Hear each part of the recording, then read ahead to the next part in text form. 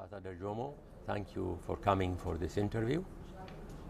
As you know, there is a call in this AIMS meeting to identify priorities that should be endorsed by the Barbados meeting next month, and then in Samoa in 2014. Can you tell us about these priorities that are relevant to the global SIDS agenda and also that can be supported by all members for the post-2015 agenda? Thank you for this opportunity.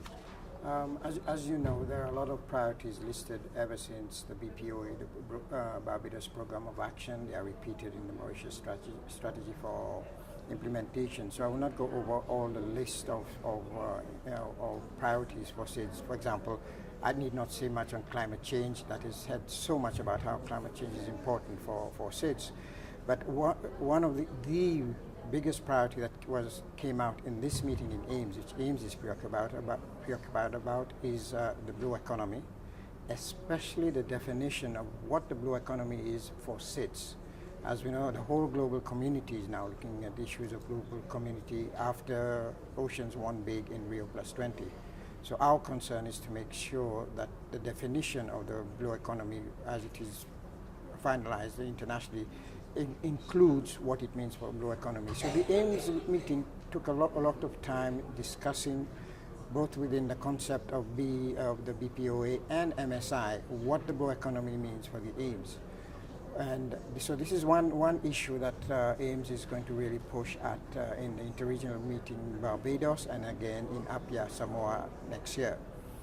Another priority that we looked at above all the other priorities was the issue of partnerships. Samoa itself, as host of the next third international conference on SIDS, has asked that all the SIDS look at the issue of partnerships, tangible, concrete, serious partnerships. And we have been discussing that also, and we have identified, for example, even within the SIDS, we have some partnerships that we believe should be pushed forward. For example, when we're talking of the blue economy and the green economy, globally there's a lot of emphasis on renewable energy as a driver of the new type of economy we want to see post-2015. Within SIDS, we have a partnership called SIDS-DOC, which is our own partnership, which pools our needs and resources that we have so that together we can push the agenda on renewable energy for SIDS.